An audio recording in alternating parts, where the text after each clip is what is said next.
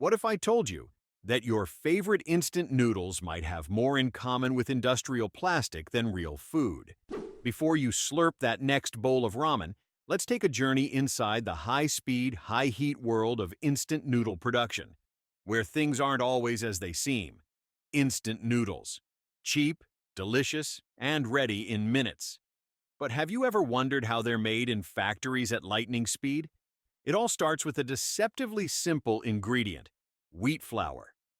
But this isn't your average flour. Factories use a special blend to ensure the perfect stretch, chew, and, believe it or not, longevity. Because instant noodles need to survive months, even years, on store shelves. The flour is mixed with water, salt, and a secret ingredient: alkaline water. It's what gives noodles their signature texture and that yellowish tint. Without it, your instant ramen would taste more like soggy spaghetti. Let's be honest. No one wants their ramen to taste like a sad plate of overcooked noodles. That's why alkali water is a game changer. But mixing is just the beginning. What happens next is where things get a little, intense. Once the dough reaches the perfect elasticity, it's stretched thinner than a sheet of paper and cut into precise strands. At this stage, it's still soft, completely unrecognizable from the wavy bricks in your pantry. Now, here's where the real magic happens. The noodles are waved and curled into their final shape.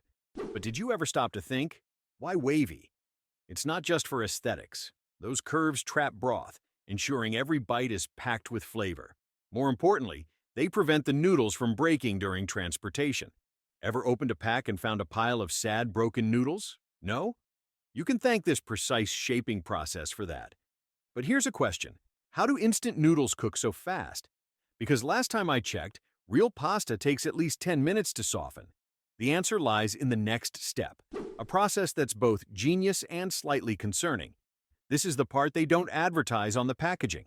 Every single brick of instant noodles is deep fried at 140 degrees Celsius. Yes, deep fried, in palm oil.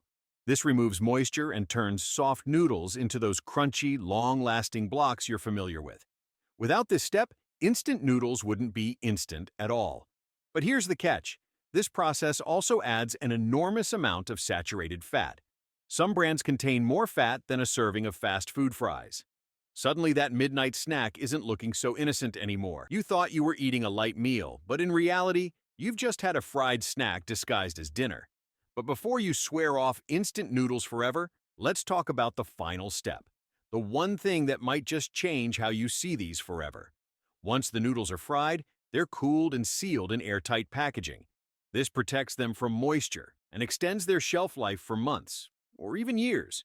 But have you ever noticed that slightly strange smell when you open a fresh pack?